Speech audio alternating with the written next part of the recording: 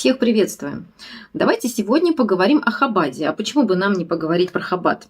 На самом деле наша жизнь очень сильно зависит от этой структуры. И, как говорит экспертиза специалистов, что Хабад– это секта с идеологией фашизма и чуть ли не сатанизма.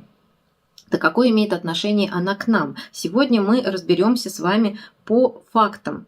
Некоторые из них я буду зачитывать. Ни для кого не секрет, что наша страна является колонией, захвачены мы Западом, управляемся из Запада, законы нам пишут Запад, то есть фактически мы управляемся ЦРУ. Госпереворот произошел в 1993 году с помощью ЦРУ. Бывший глава еврейской общины Эдуард Ходос сообщает о том, как он узнал о развале Советского Союза. Я буквально зачитаю цитату, что в 1991 году в нью-йоркской квартире, цитата, «Я был поражен, когда хабадники детально посвятили меня в план закулисья августовского путча 1991 года. Мне доверительно сообщили о том, что Советский Союз доживает последние дни, о том, что последует за его развалом, и даже конкретно назывались союзные республики, лидеры которых подпишут приговор на нашей стране, фактически приговор. От народа тщательно также скрываются национальность президентов, которые у нас были. Горбачев, Ельцин и Путин. Оказывается, они евреи, настоящая фамилия Горбачева Гербер, Ельцина Эльцин, а Путина у матери фамилия Шеломова, что подтверждают советские документы, и мы с вами прекрасно знаем, что фамилия у евреев передается по матери. Так вот, важна-то на самом деле не сама национальность, а идеология. И вот что говорит главный раввин нашей страны Бер Лазар. Он считает этих людей хабадниками. Так вот, цитата. «Президент – это еврей без полномочий. Путин и Медведев – члены общества Хабад, а я его руководитель». Также он говорит, немало революций знала Россия, но самая мирная, самая тихая и самая эффективная – это революцию, которую совершили посланники Хабада. По словам Бер-Лазара, сейчас в России многие руководители государственных структур, чиновники, мэры, губернаторы являются евреями. Вопрос, почему у нас ведь евреи в нашей стране всего лишь составляет 0,06% от всего количества населения нашей страны. Вдумайтесь в эти цифры. 0,06%. А у власти практически там 100%. Но чисто мое мнение, мне кажется, там 100% все евреи. Почему у нас так? Значит, получается, кто нами управляет? Я думаю, об этом надо серьезно задуматься и понимать, связывать, кто управляет и то, как мы с вами живем, по чьей идеологии. И вспоминается пророчество монаха Авеля, который пророчил жидовское иго нашей стране, который победит русский народ. Так почему, в принципе, это иго? Потому что у них, у Хабада, античеловеческая идеология. У них есть книга «Танья», я уже говорила, по которой была проведена экспертиза, и она признана религиозным экстремизмом по этой экспертизе. И в ней проявление расизма и фашизма. Хабад считает, что только евреи избранные, они имеют право существования на этой земле, а все остальные народы, гой, являются, цитата, «нечистотами, буквально рвотой и испражнениями, и поэтому миссия евреев – это уничтожение нечистых гоев, как заповедовал им их бог Машиах».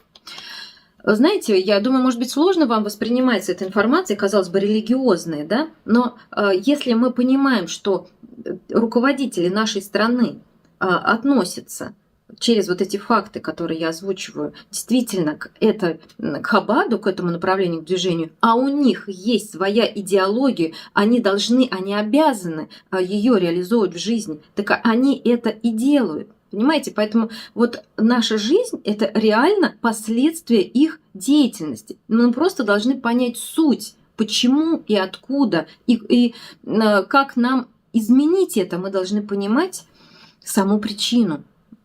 Источник, откуда все идет, откуда растут ноги. Так вот, принципы, по которым живет Хабад, описаны в книге Шохин Хама, которая является частью Талмуда и опубликована в открытом доступе. Цитата.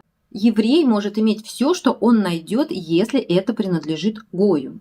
Тот, кто возвращает собственность гоям, грешит против закона. Если может быть доказано, что некто отдал деньги израильтян гоям, должен быть найден способ стереть его с лица земли. То есть для них это страшный грех отдать что-то гоям.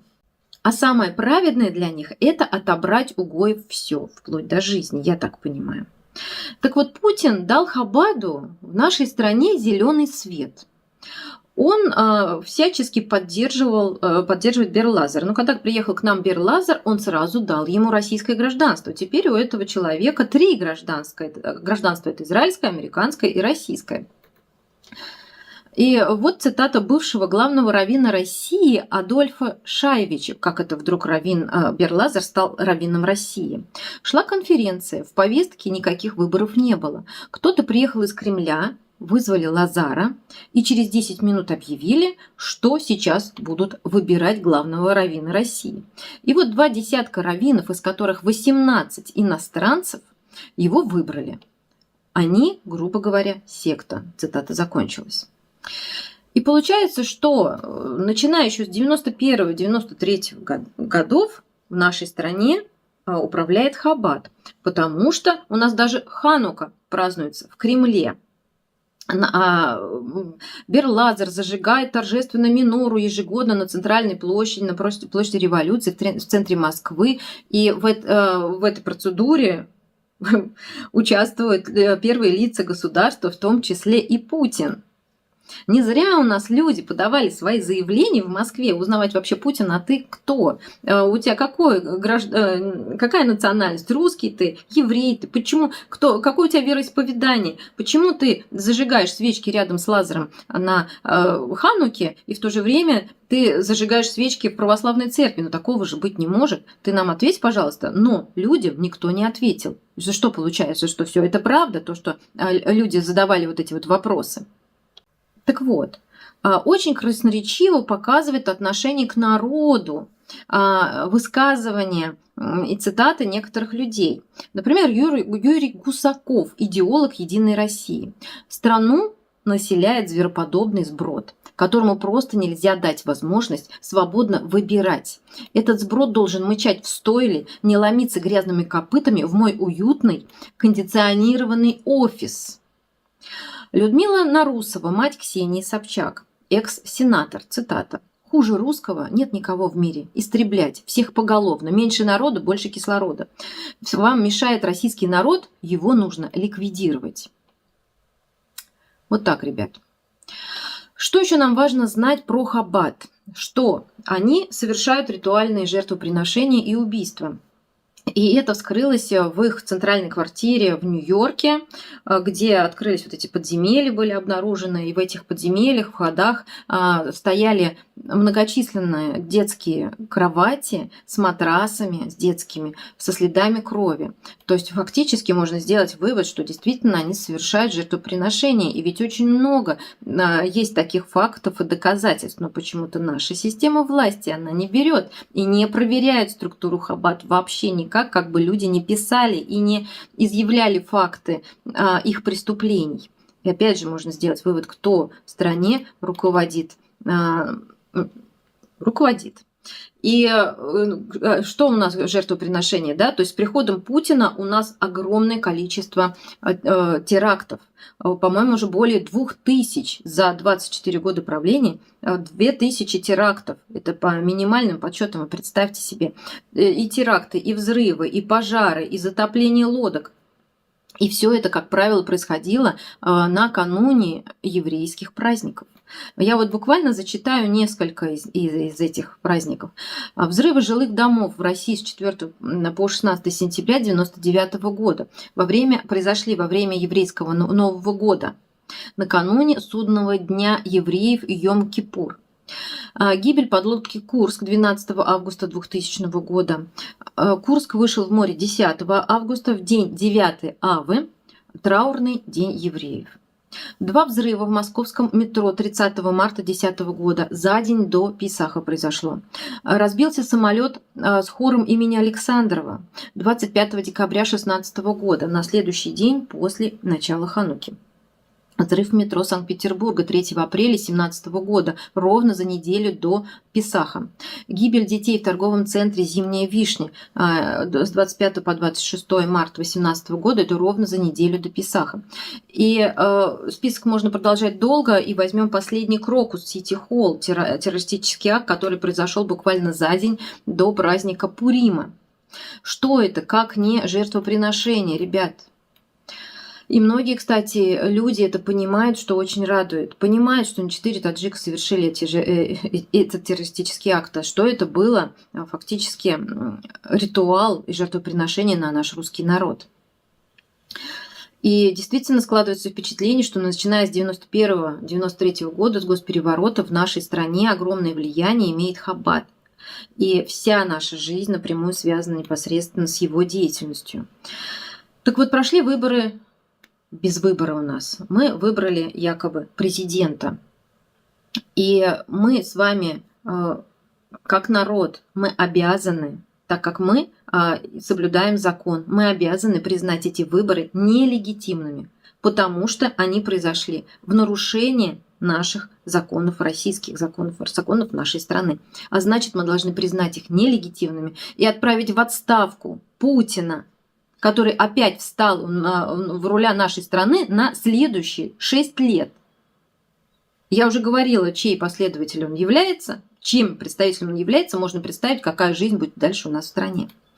Так вот, получается, что Хаббат, они совершают вот эти жертвоприношения, они совершают свои ритуалы, они уничтожают гоев, то есть нас с вами. А мы, как люди, мы же тоже можем им противопоставить наши ритуалы, ну, скажем так, ритуалы, да? Что мы можем, как народ, сделать? Мы также можем едино объединиться и обратиться во Вселенную, не знаю, в пространство, к своим богам. У каждого там свой, да, у нас много религий, много конфессий, не надо их разделять. Бог единый, и у нас однозначно есть Создатель. Но однозначно, просто так же не могла взять с планеты Земля. И как ученые говорят, что Солнце родило все планеты Солнечной системы. Оно родитель, оно как мама для всей Солнечной системы. И также наша Земля родилась из центра Солнца. А значит, мы с вами тоже, как рожденные Солнцем, мы дети Солнца. Значит, мы с ним связаны, как любой человек связан со своей мамой. И если мы будем обращаться и просить о помощи, как родители своего. Родитель никогда не откажет в помощи. Поэтому я приглашаю вас всех. 7 апреля будет общая молитва по спасению нашей страны. Давайте мы действительно преодолеем все наши невозможности, все наши нехочухи, говорить, что это все бесполезно, ничего не поможет. Это все зомбирование. И если у вас это в голове есть, значит, вы подпали под это зомбирование и психотронное воздействие. Давайте мы из-под него просто выйдем и как народ объединимся в одно и то же время. И действительно пошлем мысль в небо, солнце, ну кто кому хочет, кто кому может, для того, чтобы наша страна была спасена, для того, чтобы проявилась истина. Ведь что такое истина, правда? То, что на самом деле происходит, чтобы вскрылась вот эта вся ложь, которая у нас сейчас происходит в стране. А если все люди увидят истину и увидят ложь, то все, наш русский богатырь, он проснется, как в сказке, встанет с печи и все поставит на свои места. Поэтому я вас приглашаю всех всеобщей молитве, обращению к Солнцу и к высшему миру, к богам. 7 апреля, ссылочку я обязательно оставлю в описании. Присоединяйтесь и зовите всех ваших знакомых и родных. Это шаг к нашему общему спасению. Всем пока!